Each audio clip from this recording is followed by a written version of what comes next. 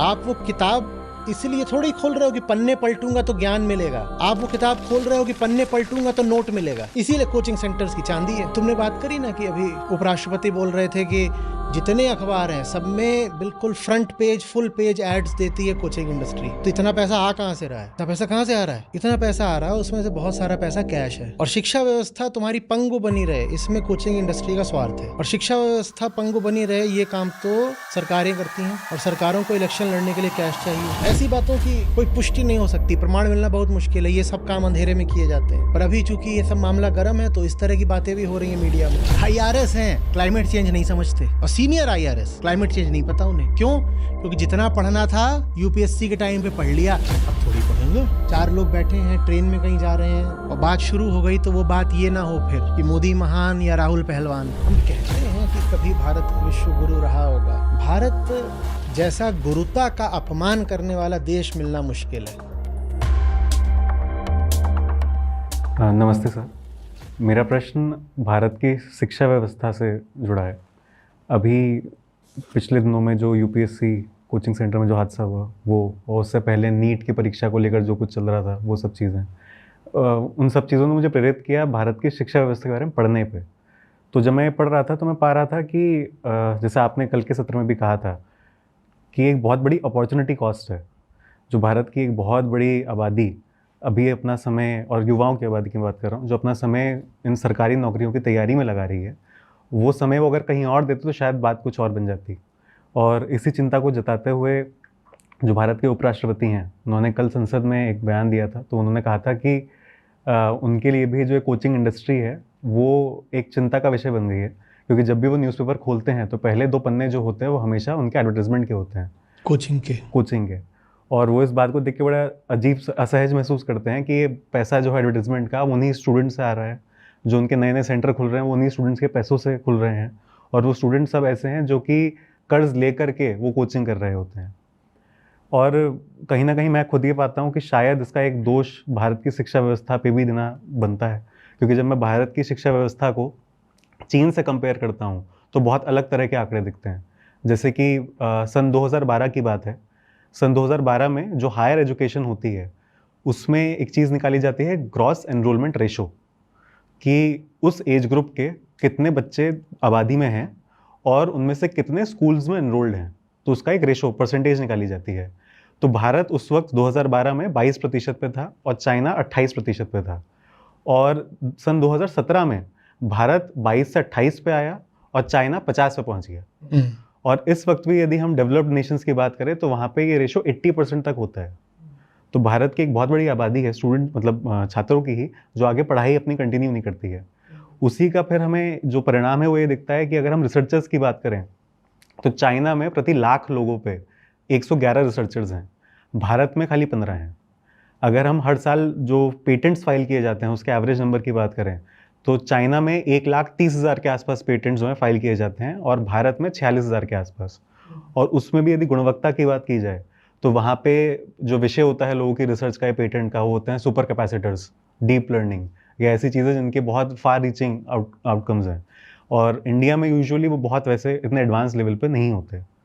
इसी के साथ मेरी एक मन में धारणा थी हमेशा से कि चाइना जो है एक बड़ा एग्रेसिव देश है, तो शायद वो अपनी डिफेंस पे स्पेंडिंग बहुत हाई रखते होंगे। पर मेरे आश्चर्य के लिए मुझे पता चला कि चाइना जितना डिफेंस पे खर्च करता है उसका तिगुना शिक्षा पे खर्च करता है। और भारत में स्थिति उल्टी है, हम जितना डिफेंस में खर्च करते हैं उसका 1/4 शिक्षा पे खर्च करते हैं। तो एक तरफ मैं देखता रहा हूँ कि दोनों देशों की जो संरचना और व्यवस्था है उसमें भी कुछ फ्लॉज हैं। एट द सेम टाइम, जैसे आपने कहा है बार बार कि भारत का जो इंसान का कल्चर है, उसकी जो मानसिक बनावट है, उसमें भी कुछ दिक्कतें आ गई हैं। तो अब इस पूरी स्थिति को देखने के बाद ये समझ नहीं आता कि इस वे आउट क्या है, इससे बाहर निकलने का तरीका क्या है। जिस एक आंकड़े की बात करी ना, वो एक आंकड़ा ही इस पूरी समस्या के केंद्र में है, समाधान भी वहीं से आएगा।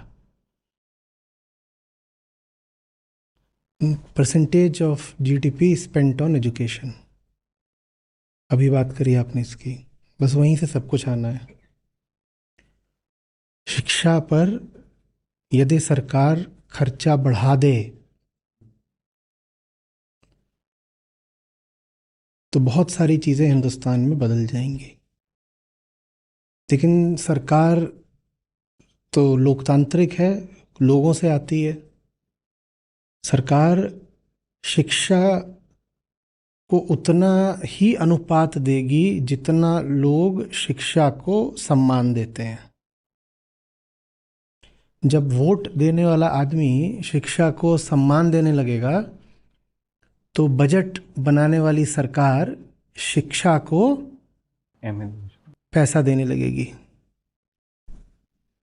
अगर हम बजट में पाते हैं कि शिक्षा के लिए बहुत कम एलोकेशन है, तो उसकी वजह यह है कि आम आदमी के मन में शिक्षा के लिए बहुत कम रिस्पेक्ट और डेडिकेशन है।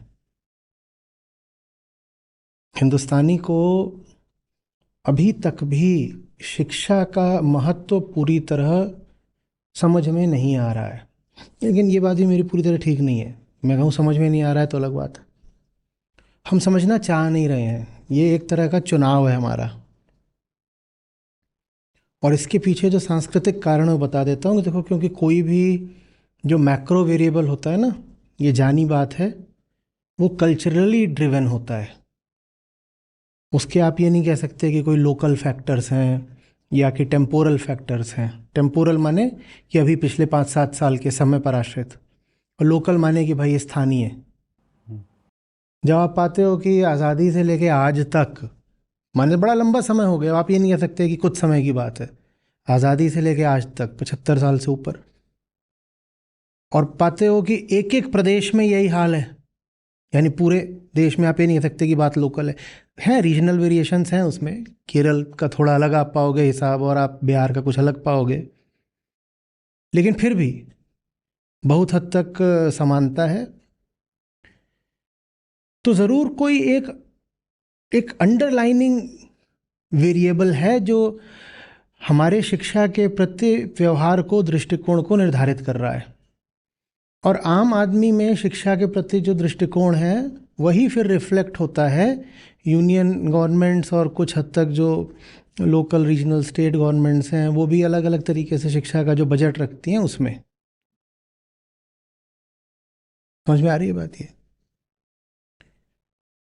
तो ऐसे समझो कि शिक्षा की दुर्दशा तो वो सारे आंकड़े जो अभी तुमने कोट किए, इसमें पेटेंट भी आ जाता है, जीईआर भी आ जाता है, और लिटरेसी रेट सबसे पहले तो भारत का भी वही बहुत पुअर है, औरों के मुकाबले 75 पे हम बैठे हुए हैं। तो ये सारे आंकड़े आ जाते हैं। उसमें थोड़ा सा पीछे आते हो कि भारत के आंकड़े इतने ख़राब क्यों हैं, तो तुम पाते हो कि बजटरी एलोकेशन ही बहुत पुअर है।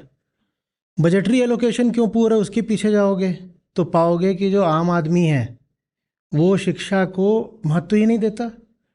वो इस बात पर वोट ही नहीं देता कि किसके मैनिफेस्टो में, किस पार्टी के मैनिफेस्टो में शिक्षा को कितनी जगह दी जा रही है। और फिर उसके भी पीछे जाओगे कि आम आदमी शिक्षा को महत्व क्यों नहीं देता।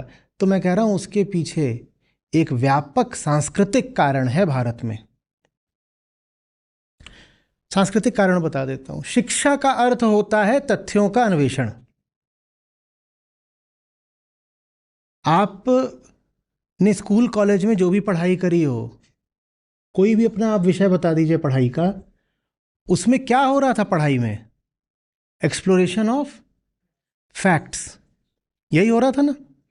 तो शिक्षा का संबंध तथ्य ज्ञान से है, नॉलेज ऑफ फैक्ट्स, है ना। विज्ञान में भी यही होता है, गणित में भी यही होता है, भाषा में भी होता है, समाजशास्त्र में भी यही होता है, साइकोलॉजी में भी यही होता है। आप मनोविज्ञान ही पढ़ते हो तो उसमें भी ये थोड़ी होता है कि फैक्ट्स जानने की कोशिश कर रहे हैं कि how does the mind really operate. Economics में भी यही होता है। अर्थव्यवस्थाएं मैक्रो और माइक्रो स्तर पर किस तरीके से चलती हैं, फैक्ट्स चाहिए। उसमें जाके प्रयोग करते हैं, परीक्षण करते हैं, मॉडलिंग भी अगर करते हैं तो अपने मॉडल्स को अलग अलग तरीके से टेस्ट करते हैं to come to the fact. तो शिक्षा का संबंध फैक्ट से है। ऐसे लोग शिक्षा को बहुत सम्मान कैसे दे पाएंगे जिनकी संस्कृति में अव्वल नंबर पर धारणा और मान्यता आती है। यह है बात असली। अरे भाई, फैक्ट आएगा तो बिलीफ का क्या होगा? टूट जाएगा। फैक्ट आएगा तो बिलीफ का क्या होगा? टूटेगी। और मैं एक हिंदुस्तानी हूं, मेरे लिए सबसे बड़ी बात क्या है? मेरी आस्था, मेरी बिलीफ, मेरी मान्यता, ये मेरे लिए सबसे बड़ी बात है। मैं एक औसत हिंदुस्तानी हूं। मेरे लिए सबसे बड़ी चीज क्या है? मेरी आस्था, मेरी मान्यता। और शिक्षा आएगी तो मेरी मान्यता को खंडित करेगी, तोड़ेगी। मैं अब शिक्षा को कितना सम्मान दूंगा? मैं अभी बताऊंगा कितना सम्मान दूंगा। मैं अब शिक्षा को कितना सम्मान दूंगा? अब मैं शिक्षा को उतना ही सम्मान दूंगा कि पैसा आए। तो इसीलिए भारत में शिक्षा जितनी चलती भी हो, बस प्रोफेशनल एजुकेशन है, क्योंकि वहां मजबूरी है। मान्यता से रोटी तो नहीं चलती ना। आप रखे होगे मान्यता जिंदगी में, पर उसे पैसा तो आता नहीं। पैसा इंजीनियरिंग करके आ जाता है। तो हिंदुस्तानी इंजीनियरिंग करने को बहुत आतुर रहता है, या डॉक्टर बनने को आतुर रहता है। जितने भी व्यावसायिक पाठ्यक्रम होते हैं, प्रोफेशनल कोर्सेस, वोकेशनल कोर्सेस, जिनसे पैसा आएगा, उसके लिए हम बस शिक्षित होने को तैयार हो जाते हैं। उनसे भी अगर पैसा ना आ रहा होता तो हम शिक्षित होने को तैयार नहीं होते। हमें शिक्षा चाहिए ही नहीं। हम मजबूरी में शिक्षा को स्वीकार करते हैं, क्योंकि उसके बिना फिर रोटी नहीं चलती। अब आपको पता है ना, भारत में सॉफ्टवेयर सेक्टर उतनी जॉब्स नहीं जनरेट कर पा रहा है 10 साल पहले जितनी। 10 साल पहले या 15 साल पहले जितनी सॉफ्टवेयर में जॉब जनरेट होती थी, वो नहीं जनरेट हो रही हैं। तो नतीजा क्या निकला है? बहुत सारे कॉलेज बंद हो गए। खासकर वो जिन्होंने 70-80% सीटें सीएस और आईटी ब्रांचेस को दे रखी थी, वो कॉलेज ही बंद हो गए। क्योंकि लोगों को ना सीएस की शिक्षा चाहिए, सीएस माने कंप्यूटर साइंस। लोगों को ना सीएस की शिक्षा चाहिए, ना आईटी की शिक्षा चाहिए। हमें शिक्षा चाहिए ही नहीं। अगर हमें रोजी रोटी की गारंटी दे दी जाए कि पैसा तुम्हें मिल जाएगा बिना शिक्षा के, तो हम कुछ ना करें, ना इंजीनियरिंग करें, ना मेडिकल करें, क्योंकि हमें ज्ञान से कोई प्रेम ही नहीं है। और शिक्षा का संबंध तथ्य से होता है, ज्ञान से होता है। हमें तो ज्ञान से नफरत है, हमें मान्यताओं से प्यार है, और शिक्षा तो ज्ञान से संबंध रखती है। तो अगर कोई आपको बहुत बावला भी दिखे शिक्षित होने के लिए, कि अरे अभी एडमिशन का टाइम है और कॉलेज के आगे बड़ी लंबी लाइन लगी हुई है, देखो भारतीयों में शिक्षा के लिए कितना सम्मान है, अरे तो आप भ्रमित मत हो जाइएगा, बहकिएगा नहीं। है शिक्षा के लिए नहीं सम्मान है, ज़रूर उस कॉलेज का प्लेसमेंट ऑफिस अच्छा होगा। और उस कॉलेज का प्लेसमेंट ऑफिस बंद हो जाए तो जितने खड़े हैं कतार बांध के एडमिशन के लिए, सब अभी भग जाएंगे। भारतीयों को ज्ञान नहीं चाहिए, क्योंकि भैया हम तो आस्था के लोग हैं। तुम करोगे क्या ज्ञान लेकर के? तुम्हें तो सब ऐसे ही आंख बंद करके पता चल जाता है। और दूसरी बात, हमने और अब एक नया चीज चला दी है कि सारा ज्ञान तो पहले से ही हमारी किताबों में था, और पश्चिम ने भी जो विज्ञान अभी खोजा है वो उन्होंने हमसे चुरा के खोजा है। ये हमारी रिस्पेक्ट है एजुकेशन को। बहुत लोगों को बहुत बुरा लगेगा, वो गालियां देने वाले हैं, पर मैं बोल रहा हूं, पश्चिम के विश्वविद्यालय तीर्थ स्थल हैं, ज्ञान के तीर्थ हैं वो। और हम में अगर जरा भी ज्ञान के प्रति सम्मान होता तो हमने भारत में भी वैसे तीर्थ विकसित किए होते। पर बजाय इसके कि हम उन तीर्थ स्थलों को सम्मान दें, हम कहते हैं नहीं, हमारे पास तो सारा ज्ञान पहले से ही। इंटरनेट, इंटरनेट तो त्रेता युग में था भारत में। इंटरनेट में इन्होंने कौन सी बड़ी चीज खोज ली? और बताओ, ईवी है, ईवी ये हमारे पुराणों से चुराया इन्होंने। न्यूक्लियर मिसाइल देखा नहीं है? जो आते थे हमारे टीवी सीरियल, उसमें ऐसे दिखाते थे, वो जा रहा यूं यूं यूं यूं यूं यूं यूं यूं करके। अब उसमें कोई इंजन तो लगा नहीं है। इंजन लगा है, कोई फॉसिल फ्यूल तो इस्तेमाल हो नहीं रहा। तो बताओ वो रेडिएशन कहां से आ रहा है? वो जिसको तुम बाण समझ रहे हो मिसाइल है, और वो न्यूक्लियर पावर्ड मिसाइल है, तभी तो उसमें से रेडिएशन आ रहा है, going going going going going going going going. ये हमारा ज्ञान के प्रति सम्मान है। हमें शिक्षा चाहिए ही नहीं, क्योंकि शिक्षा आ गई, फिर बोल रहा हूं, हमारी मान्यताएं खंडित हो जाएंगी। और ये भारत की नहीं, पूरी दुनिया की बात है। जिन देशों को अपनी मान्यताओं की बड़ी मजबूरी होती है, वो शिक्षा को पनपने ही नहीं देते। बगल में पाकिस्तान है, उनको देख लो। पाकिस्तान को देखोगे तो तुम्हें भारत की शिक्षा व्यवस्था पर गौरव हो जाएगा। पाकिस्तानियों की और गजब शिक्षा व्यवस्था है। तुम अभी गिन रहे थे कि भारत से कितने पेटेंट निकलते हैं और कॉपीराइट फाइल होते हैं। वहां तो बस कॉपी ही कॉपी है, राइट रॉन्ग का कोई ख्याल भी नहीं है। दूसरों को करने दो, हमारा काम है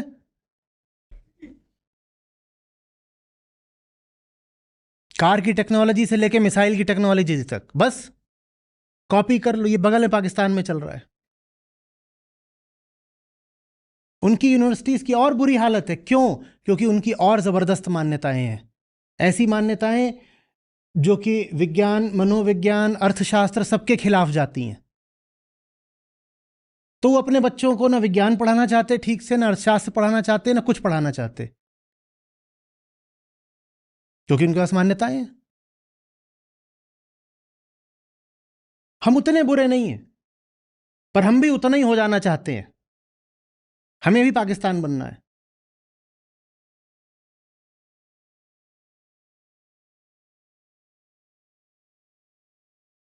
हमें बड़ी समस्या होती है कि विश्व की छोड़ दो, एशिया की भी अगर टॉप 100 यूनिवर्सिटीज ले लो तो उसमें इंडियन यूनिवर्सिटीज बहुत कम दिखाई पड़ती हैं। पाकिस्तानी खोजना, वो फिर 500 में जाओगे, वहां भी बहुत कम। पाकिस्तान का तो और खोजना मुश्किल हो जाएगा। पर हमें पाकिस्तान जैसा ही बनना है कि साहब हम तो आस्था पर चलने वाले लोग हैं। शिक्षा और आस्था साथ चल नहीं सकते, और शिक्षा और आस्था साथ चलेंगे तो और बहुत बहुत ज्यादा खतरनाक बात है। फिर जानते हो शिक्षा का इस्तेमाल किस लिए होगा? आस्था को और बढ़ाने के लिए। ठीक वैसे जैसे कोई एडवांस्ड मिनिएचर न्यूक्लियर वेपन किसी आतंकवादी संगठन के हाथ लग जाए, वो एडवांस टेक्नोलॉजी का मिनिचराइज्ड न्यूक्लियर वेपन है और वो किसी आतंकवादी संगठन के हाथ लग गया है, वो उसका क्या इस्तेमाल करेंगे? आतंक मचाने के लिए। तो जिन लोगों के पास ज्ञान के प्रति सम्मान नहीं है, उनको अगर शिक्षा मिल जाए तो वो शिक्षा का और भारी दुरुपयोग करते हैं।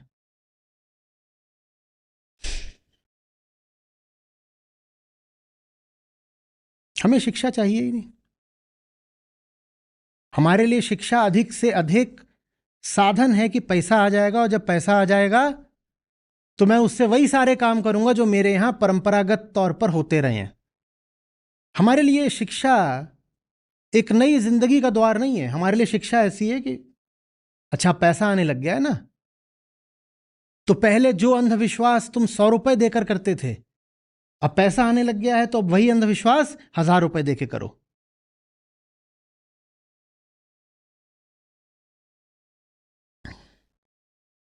अच्छा, आ रही है बात? ये कैसे आगे बढ़े हम? आम आदमी के मन में देखो, ज्ञान के लिए कोई सम्मान है? और शिक्षा माने तो ज्ञान होता है। यहां आम आदमी के मन में है कोई सम्मान? किसको जानना है? बस सबको भोगना है। हमें प्रोडक्ट्स ऑफ टेक्नोलॉजी चाहिए ताकि हम उनसे ऐश कर सकें, पर टेक्नोलॉजी हमें नहीं समझनी, और टेक्नोलॉजी के पीछे जो साइंस है वो तो हमें बिल्कुल ही नहीं समझनी, और साइंस के पीछे जो साइंटिफिक एटीट्यूड है वो तो हमें बिल्कुल ही नहीं चाहिए। हमारे यहाँ जो लोग हाईली एजुकेटेड भी हैं, प्रोफेशनली क्वालिफाइड भी हैं, उनमें कोई साइंटिफिक एटीट्यूड है?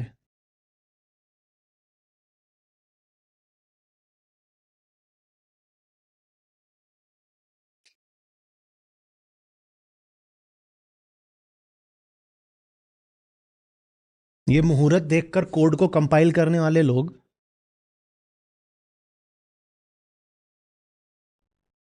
ये दुनिया में तरक्की करेंगे?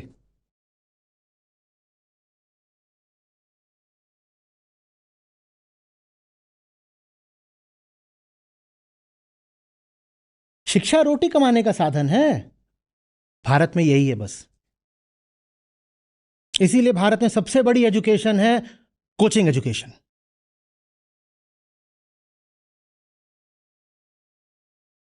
कोचिंग एजुकेशन, वो एजुकेशन थोड़ी है, वो एंट्रेंस एग्जाम की प्रिपरेशन है। एजुकेशन के लिए तो स्कूल कॉलेज होते हैं। तो ये क्या बोलते रहते हैं, हम यूपीएससी के स्टूडेंट्स हैं। यूपीएससी तो एक कॉन्स्टिट्यूशनल बॉडी है, एक सरकारी बॉडी है। यूपीएससी कोई स्कूल कॉलेज है? तो यूपीएससी के स्टूडेंट माने क्या होता है? यूपीएससी के स्टूडेंट का मतलब इतना ही होता है कि हम भोग के दावेदार हैं। वो बोले मैं यूपीएससी का स्टूडेंट हूं, शिक्षा तो उसको चाहिए ही नहीं थी। शिक्षा उसको चाहिए होती तो उसने पहले ही नहीं पढ़ाई कर ली होती अपने ग्रेजुएशन के दिनों में।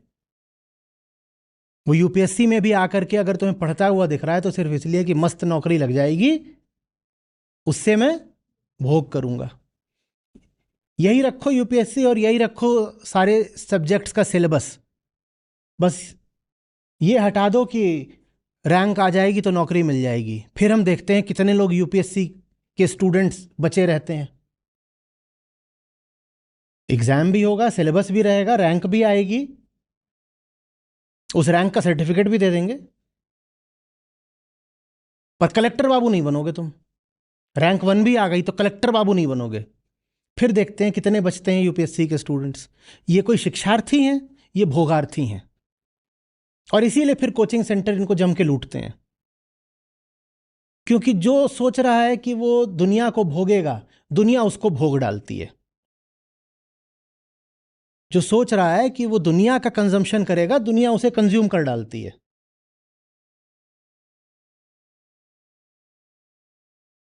बहुत सुंदर वक्तव्य है आध्यात्मिक साहित्य में कि तुम सोच रहे हो कि तुम भोगों को भोग रहे हो। नहीं साहब, आप भोगों को नहीं भोग रहे, भोग आपको भोग रहे हैं।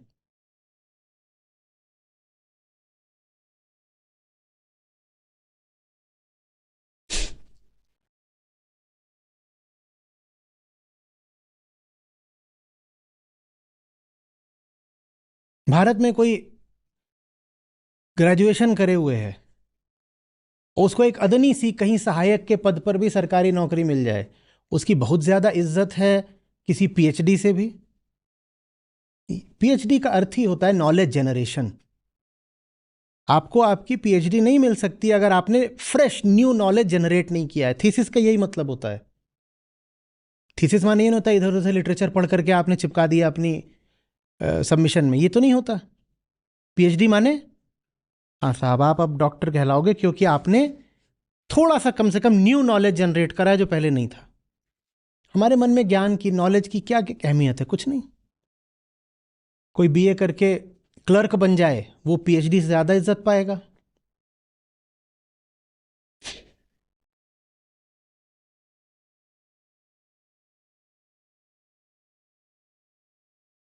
और ऐसे लोगों का कुछ नहीं हो सकता जो शिक्षा को, ज्ञान को, तथ्यों को अहमियत नहीं देते।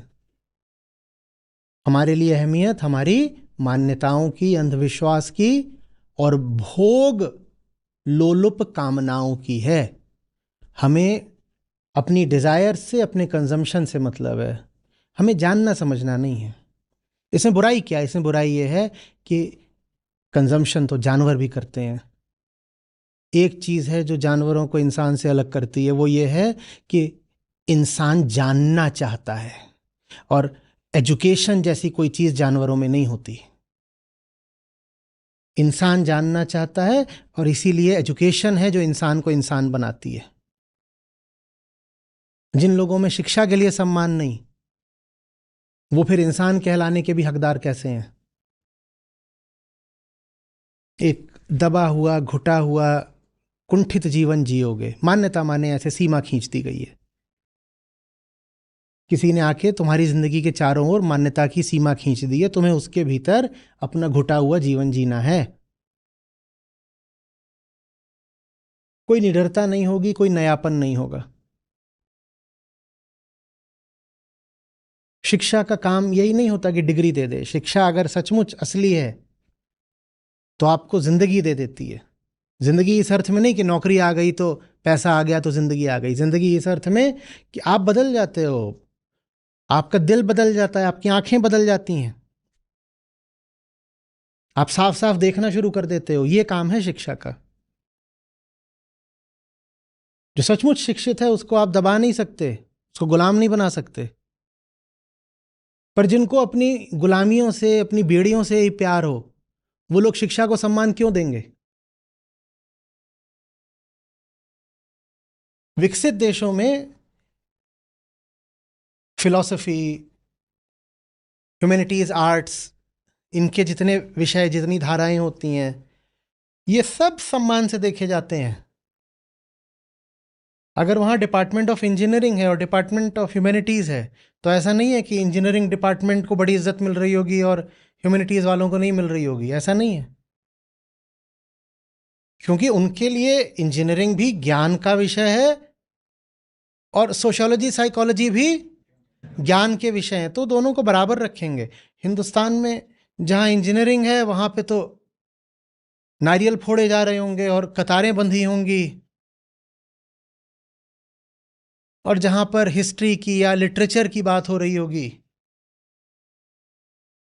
वहाँ पर कोई पूछने वाला नहीं होगा, या जो हर तरफ से तिरस्कृत लोग होंगे वही वहाँ पर आकर के एडमिशन ले रहे होंगे। क्यों? क्योंकि उन जगहों पर पैसा नहीं है। हमें कोई शिक्षा नहीं चाहिए, हमें कोई ज्ञान नहीं चाहिए, हमें पैसा चाहिए ताकि हम अपने अंधविश्वास में और पैसा फूंक सकें। और अंधविश्वास माने जादू टोना भूत प्रेत ही नहीं होता। जैसी जिंदगी मेरे पुरखों ने जी मैं भी वैसी ही जीऊंगा, ये भी बहुत बड़ा अंधविश्वास है।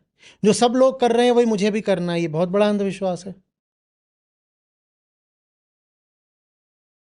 इतने लोग बोल रहे हैं तो बात गलत थोड़ी हो सकती है, ये बहुत बड़ा अंधविश्वास है। हमें पैसा चाहिए अपनी मूर्खताओं को और आगे बढ़ाने के लिए। शिक्षा का हमारे लिए इतना ही महत्व है। अपमान है ना ये शिक्षा का, कि किताब क्यों खोली है? ताकि उसमें कहीं 500 का नोट मिल जाए। जब आप कोचिंग जाते हो तो सच पूछो तो किताब इसीलिए तो खोल रहे हो ना कि किसी पन्ने पे 500 का नोट होगा। मतलब समझ रहे हो ना क्या बोलना चाह रहा हूं? आप वो किताब इसलिए थोड़ी खोल रहे हो कि पन्ने पलटूंगा तो ज्ञान मिलेगा। आप वो किताब खोल रहे हो कि पन्ने पलटूंगा तो नोट मिलेगा। इसीलिए कोचिंग सेंटर्स की चांदी है। कहीं तो मैं पढ़ रहा था, पता नहीं वो असली खबर है नकली है, कोई पुष्टि नहीं है, पर यह था कि तुमने बात करी ना कि अभी उपराष्ट्रपति बोल रहे थे कि जितने अखबार हैं सब में बिल्कुल front page, full page ads देती है कोचिंग इंडस्ट्री। तो इतना पैसा आ कहाँ से रहा है? इतना पैसा कहाँ से आ रहा है फूकने के लिए? भयानक पैसा, जबरदस्त पैसा। इतना पैसा आ रहा है, उसमें से बहुत सारा पैसा कैश है। और शिक्षा व्यवस्था तुम्हारी पंगु बनी रहे, इसमें कोचिंग इंडस्ट्री का स्वार्थ है। और शिक्षा व्यवस्था पंगु बनी रहे ये काम तो सरकारें करती हैं, और सरकारों को इलेक्शन लड़ने के लिए कैश चाहिए।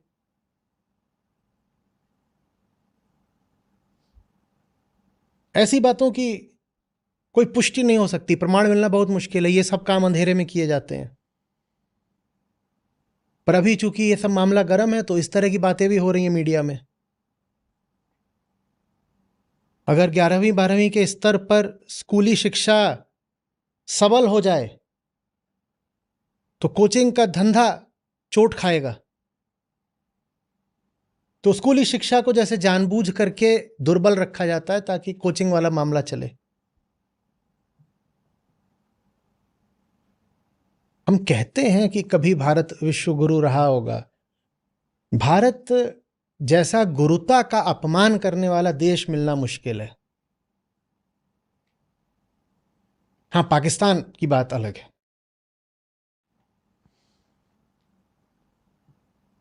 गुरुता माने समझ रहे हो ना, जहां से ज्ञान आता हो। ज्ञान को इज्जत देना सांस्कृतिक बात है। ज्ञान की जो पूरी प्रक्रिया है बेटा, वो भी सांस्कृतिक बात है। ज्ञान कहां से आता है? दादी माँ की लोरी से?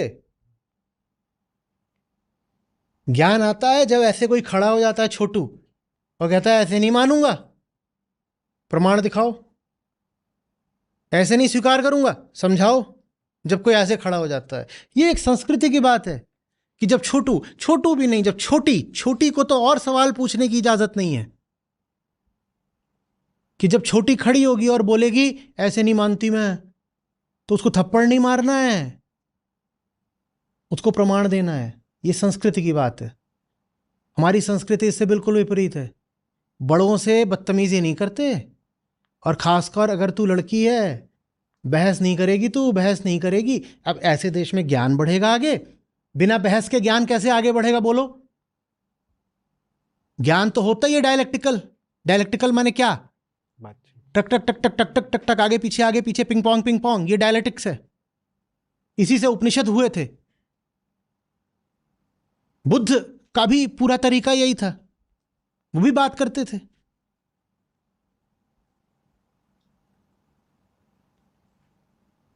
हमारे यहां बात करना ही बेअदबी है, बदतमीजी है। जो और बड़े पदों पे पहुंच जाते हैं वो मना कर देते हैं, हमसे कोई सवाल नहीं पूछेगा, हम बहुत बड़े आदमी हैं। अमेरिका में अभी चल रहा है ना पूरा प्रेसिडेंशियल प्रोसेस इलेक्शन का, देखो उसमें लगातार क्या हो रहा है। गौर किया करो, भारत और अमेरिका का अंतर समझा करो। अमेरिका को गाली भर देने से नहीं होगा, कुछ सीखो भी। वहां पर क्या होता है, कैसे होता है, पूरा प्रोसेस पता है कैसे होता है वहां पे इलेक्शन। भारत जैसा नहीं है, बहुत अलग है। बाकी सब बातें एक तरफ, एक चीज देखो, पब्लिक डिबेट्स होती हैं। पहले तो ये होता था कि बड़े बड़े वहां पे सभागृह ऑडिटोरियम्स होते थे, उनमें होती थी। अब वो ज्यादातर टीवी डिबेट्स होती हैं। लोग होते हैं पर ज्यादातर लोग देखते हैं टीवी स्क्रीन पे। हाँ, डिजिटली देख लेते हैं। आमने सामने खड़े होकर बात करो ना। और वो बस ऐसे ही नहीं है कि बात कर ली, गाली गलौज कर लिया, खत्म। उन्हीं डिबेट से तय हो जाता है कि कौन बनेगा। ये बाइडेन ऐसे ही नहीं भागे हैं। इनका क्या हो रहा था डिबेट्स में? ये डिबेट्स में हार रहे थे बार बार, अब जनता देख रही है हार रहे हैं, इसलिए भगे हैं। वहां जनता को यह हक है कि तुम बात करोगे, सवालबाजी होगी और सवालबाजी हम सुनेंगे। भारत में सवालबाजी को तो बदतमीजी मान लेते हैं। सवाल नहीं पूछना, प्रतिप्रश्न नहीं करना। बड़े लोगों ने बोला है ना, मान लो बस। पुराने लोगों ने बोला है ना, मान लो। अजी हाँ, तुम हमारे पूर्वजों से बड़े हो गए क्या?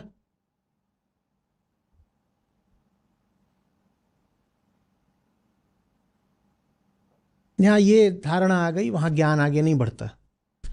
ये कोई संयोग की बात नहीं है कि हम शिक्षा को अपने बजट में पैसा नहीं देते। हम शिक्षा को जानबूझ के अपने बजट में पैसा नहीं देते।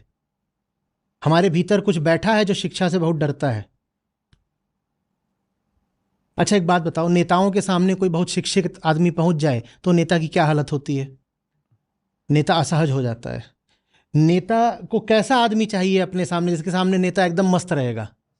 एकदम मूर्ख, बेपढ़ा, अशिक्षित आदमी मिल जाए नेता को, नेता कितना खुश रहता है ना। आदमी जितना मूर्ख हो, नेता उससे उतना खुश रहता है। और एकदम शिक्षित आदमी अगर नेता के सामने पड़ जाए तो नेता के पसीने छूट जाते हैं। तो बताओ, नेता बजट में एजुकेशन को पैसा क्यों दे?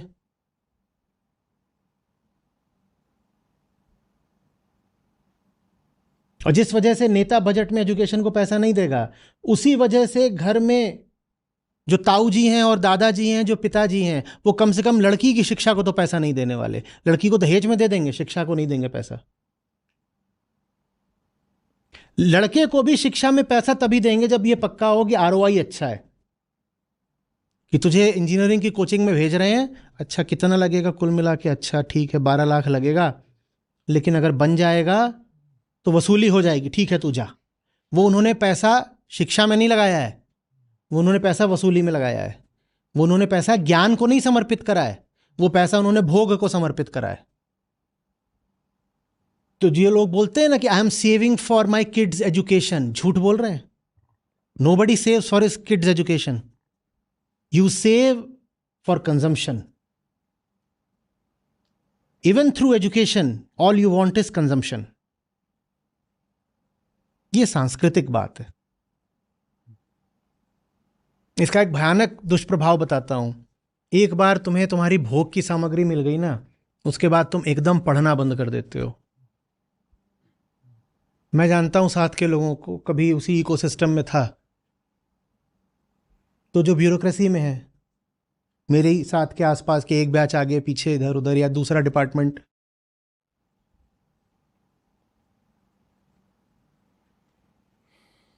वो ज्यादा शिक्षित थे जब उन्होंने सिविल सर्विसेज क्लियर करा था। आज उनसे कभी गाहे बगाहे बात हो जाती है, उन्हें कुछ नहीं पता होता।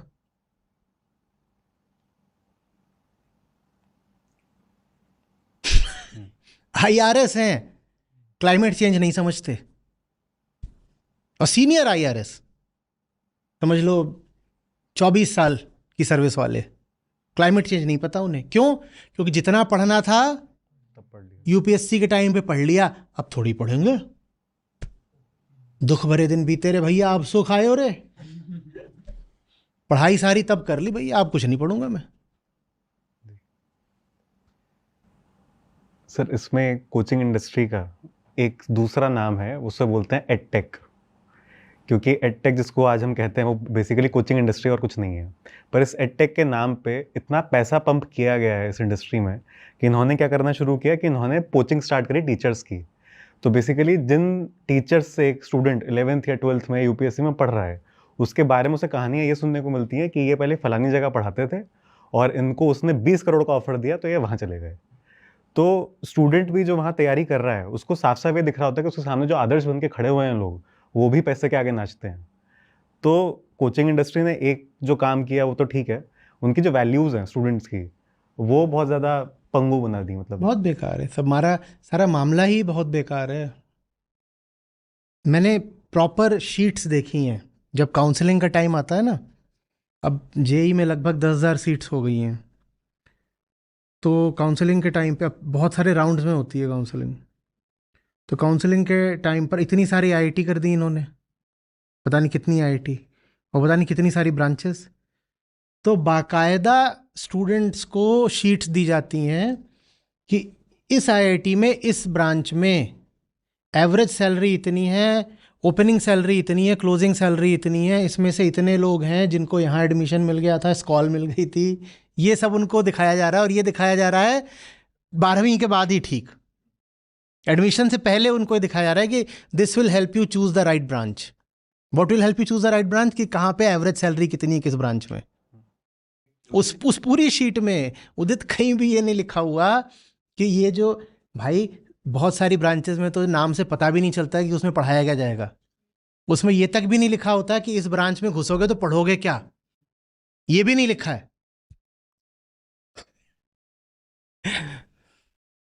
लेकिन ये ज़रूर लिखा हुआ है कि यहाँ घुसोगे तो मीन सैलरी इतनी है, हाईएस्ट सैलरी इतनी है, और इतना परसेंट प्लेसमेंट हो गया। और ये कॉन्फिडेंशियल डेटा है जो किसी कोचिंग ने निकाला है, और वो अपने कोचिंग के स्टूडेंट्स को देते हैं कि देखा, this is a value added service we are providing you. अगर तुम हमारी कोचिंग में आओगे तो हम काउंसलिंग में भी तुम्हारी मदद कर देंगे। स्टूडेंट कहते हैं वाह क्या गजब डेटा दिया है।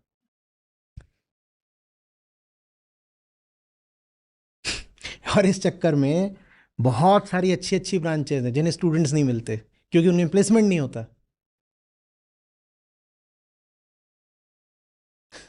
बहुत बहुत प्यारी ब्रांचेज हैं, और उन ब्रांचेज की हिंदुस्तान को बहुत ज़रूरत भी है, पर उनमें बिल्कुल जो आखिरी रैंक वाले होते हैं वो घुसते हैं, सिर्फ इसलिए क्योंकि उन ब्रांचेज में पैसा नहीं है। इसी तरीके से यार, अब आईटी ब्रांच है, मतलब ऐसा क्या है आईटी में कि ठीक है अच्छी ब्रांच है, वहाँ भी हमारे बहुत काम आ रही है, पर ऐसा क्या है कि बिल्कुल एकदम जेई टॉप 10 उसमें ही घुसे जा रहे हैं सब। ऐसा क्या है?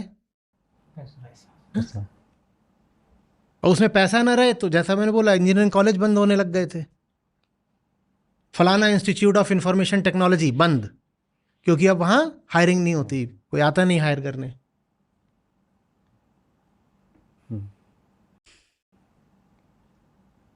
हिंदुस्तान को अगर नई जिंदगी चाहिए तो एक चीज हमें सीखनी पड़ेगी, दोबारा से ज्ञान को इज्जत देना।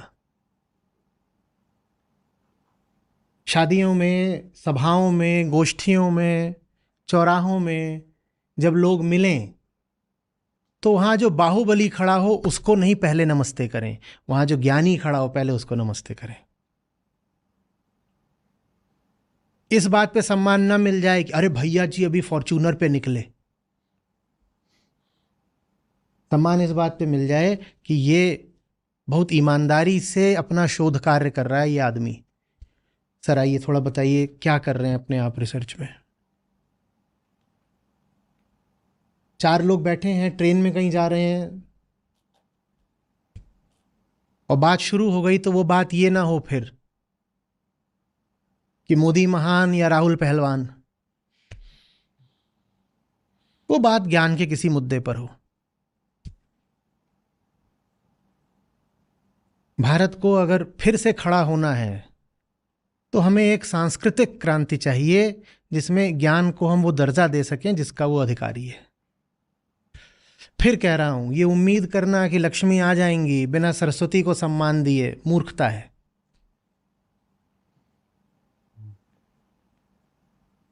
ये मान्यता रखना बड़े सुविधा की बात है कि पश्चिम में तो पैसा दुनिया को लूट लूट के आया है।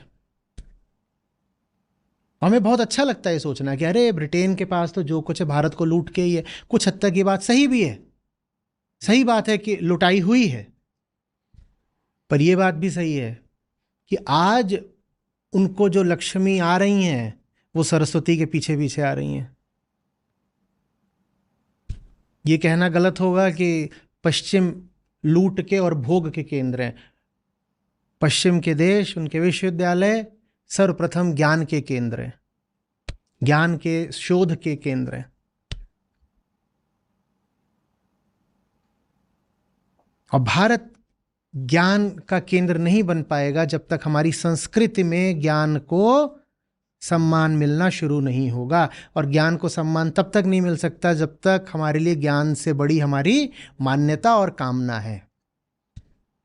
मान्यता ज्ञान को सम्मान इसलिए नहीं देती कि ज्ञान आता है तो मान्यता टूटती है, और कामना ज्ञान को सम्मान इसलिए नहीं देती क्योंकि ज्ञान से अक्सर कामना पूरी नहीं होती। और जब ज्ञान से कामना पूरी होती है तो कामना ज्ञान को सम्मान दे भी देती है।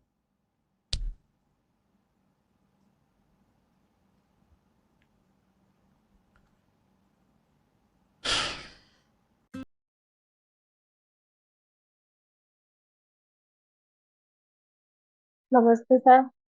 मेरा नाम ज्योति है। मैं आचार्य जी को 1 मंथ से सुन रही हूँ और सत्र से कुछ ही दिनों से जुड़ी हुई हूँ।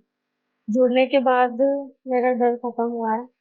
पहले मैं बहुत डरती थी अपनी बातें कहने में, किसी को भी कुछ जल्दी से बोलती नहीं थी, बट अब वो बहुत ज्यादा निकल चुकी है। तो आज कृष्ण सर ने बताया कि 32वें श्लोक तक एम के पास बोध की कमी है, ज्ञान की कमी है। हमें निषेधात्मक विधि का सहारा लेना है। यदि हम जानते ही नहीं कि ज्ञान की कमी है तो उसे कैसे पता कि कैसे क्या करेगा वो जिसको ज्ञान ही नहीं है। करो तुम यज्ञ या पूजो तुम देवता, मंजिल को जाने नहीं, मार्ग फिर कैसे पता।